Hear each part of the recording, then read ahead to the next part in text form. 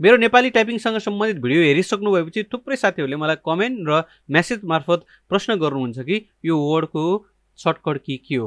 अर्थात् नेपाली टाइपिङ गर्दाखेरि तपाईँ हामी सबैलाई थाहा छँदैछ धेरै सर्टकट कीहरूको प्रयोग हुन्छ, जस्तो कि तपाईँले मेरो स्क्रिनमा अहिले देखिरहनु भएको छ। तर यसरी अल्ट कीसँग प्रयोग भएका सर्टकट कीहरू सम्झनलाई थुप्रै खालको साथीहरूलाई गाह्रो हुन्छ। कतिपय साथीहरूलाई त यो सम्झिराख्न झन्झट नै मान्नुहुन्छ। तर यदि तपाईँहरू नेपाली टाइपिङमा दक्ष हुन चाहनुहुन्छ भने यो सर्टकट कीलाई चाहिँ सम्झनै पर्छ है त। तर सम्झनै पर्छ भन्ने पनि छैन फेरि, किनभने हामीसँग केही अल्टरनेटिभ तरिकाहरू छन्। ती तरिका के हो त म तपाईँलाई आजको यो भिडियो मार्फत देखाउने छु।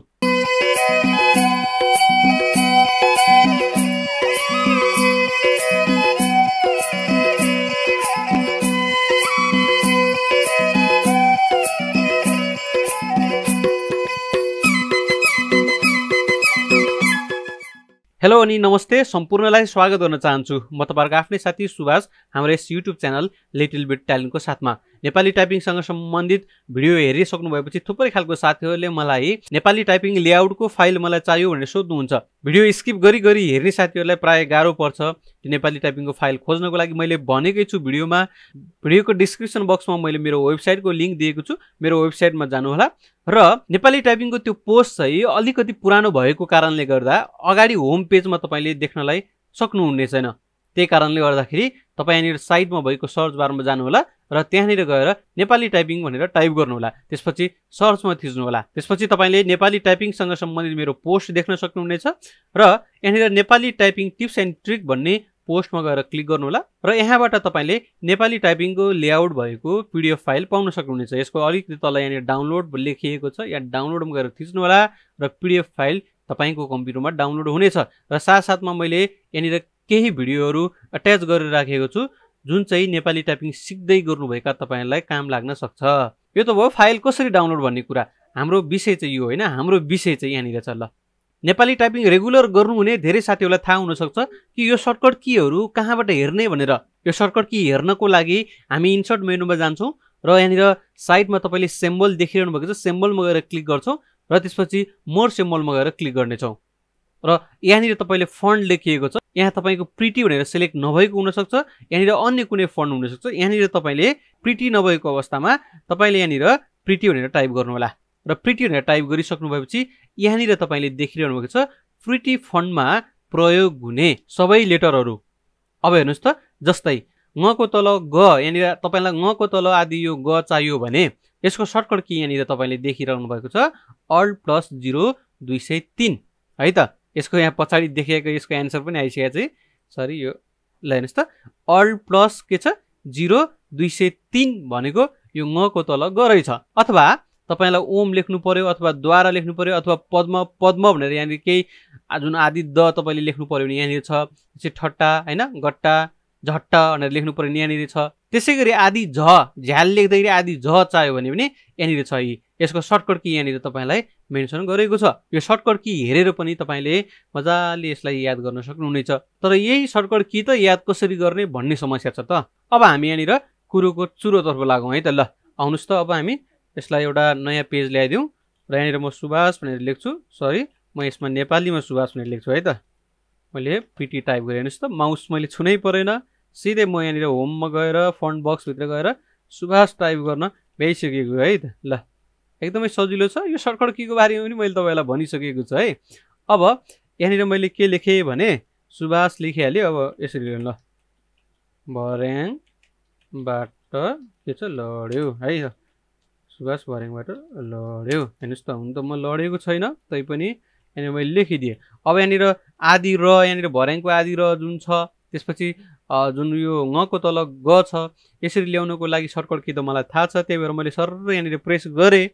तर यो अल्ट कीसँग प्रयोग नगरिकन यसलाई ल्याउने अब यहाँनिर हामी हेरौँ है त सरसर्ती। ल, अब म इन्सर्ट मेनुको सिम्बल र मोर सिम्बल भन्ने यो अप्सनभित्र जानेछु, तर माउसको प्रयोग नगरिकन।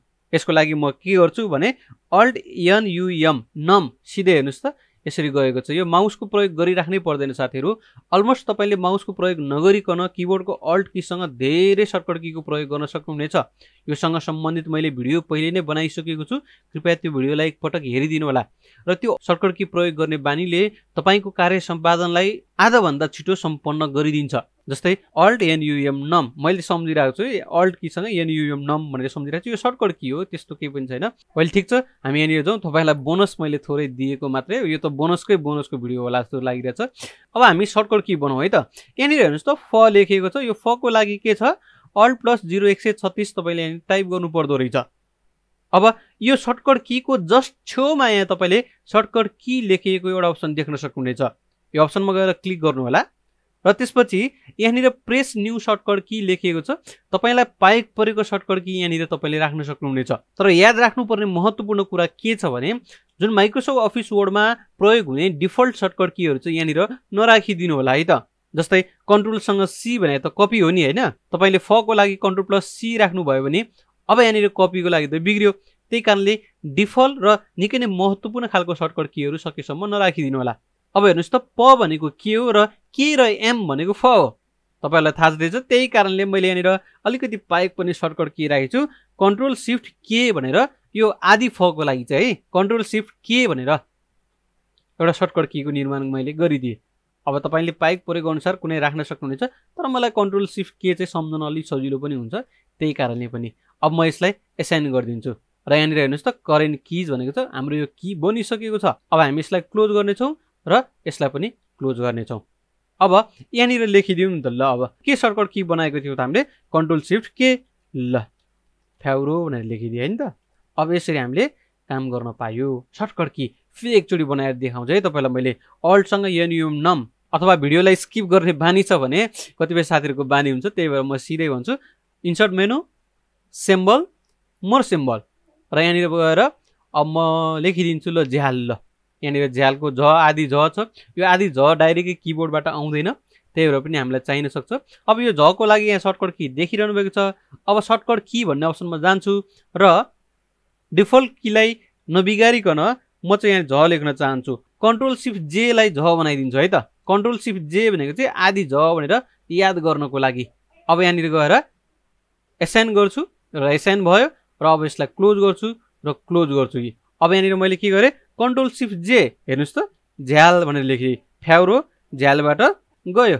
ल यसरी हामीले लेख्यो है, लड्यो गयो होइन उड्यो भनिदिएको छु मैले चाहिँ। यसरी हामी काम गर्न सक्छौँ।